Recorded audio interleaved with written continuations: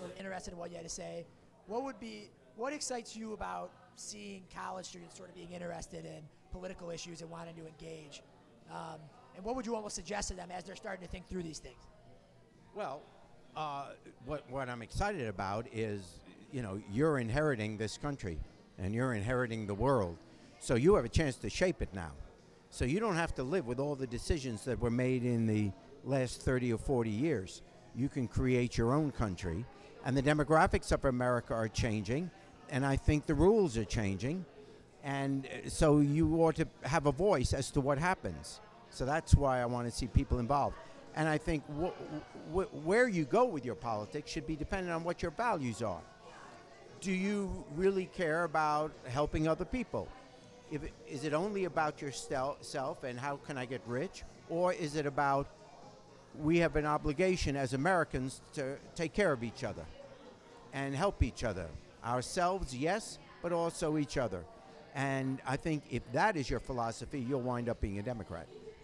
Obviously, a lot of people here are very progressive and identify with that. But whether you're progressive or conservative, one thing we've been noticing from our college generation the past couple of years has been increasingly people have sort of turned away from public service. They're getting into other fields. They're saying, you know what, I could go make money in finance. I could go do all these things.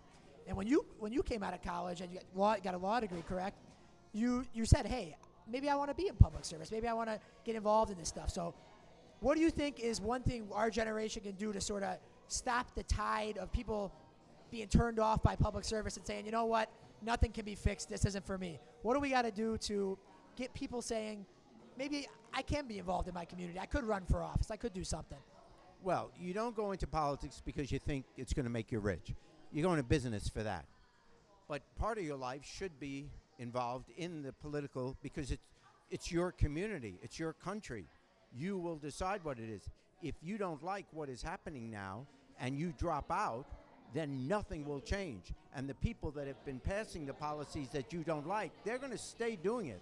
So they're going to do all these things you don't like, and you won't even have a chance to fight back. If you get involved in it, you can say, no, I want to change this.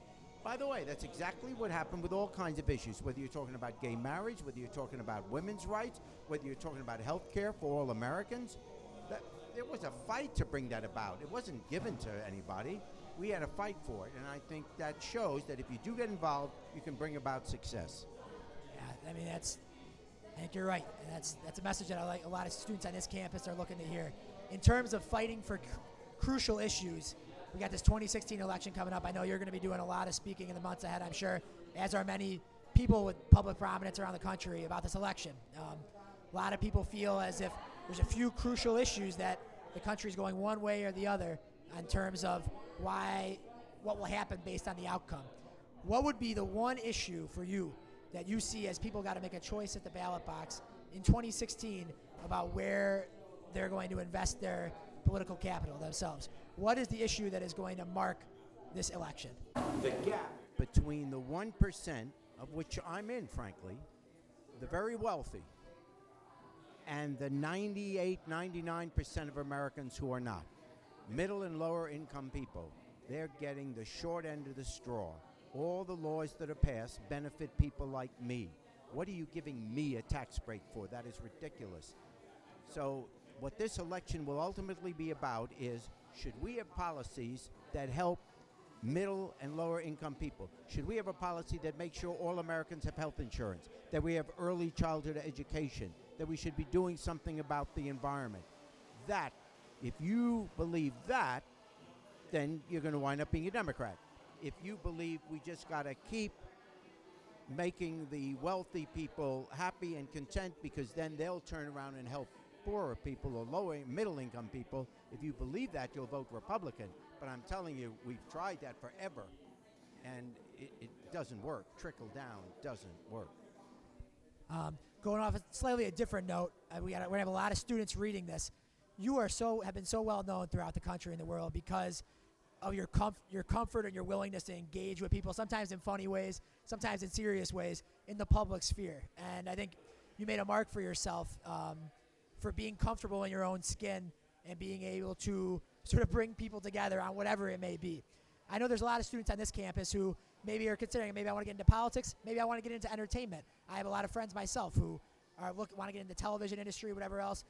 But what would you say is one lesson you've had to learn over the years to deal with any sorts of nervousness about being comfortable in your own skin? Because that could be a tough thing. And for a lot of people, they may have this desire and drive to do that, but maybe themselves are holding them back or what. So maybe what's one thing you've learned over the years about how to grow and how to be comfortable with who you being yourself? I think if there's one word, it's be authentic. That's 2 words. But authenticity is everything. You know, you don't have to be, obviously, I'm proof of it, you don't have to be great looking. You don't have to be a hunk. You don't have to. If you're authentic, if people look at you and know that this is who the person is, he's being straight, you know, maybe you don't speak perfectly or, you know, whatever it is, none of that matters.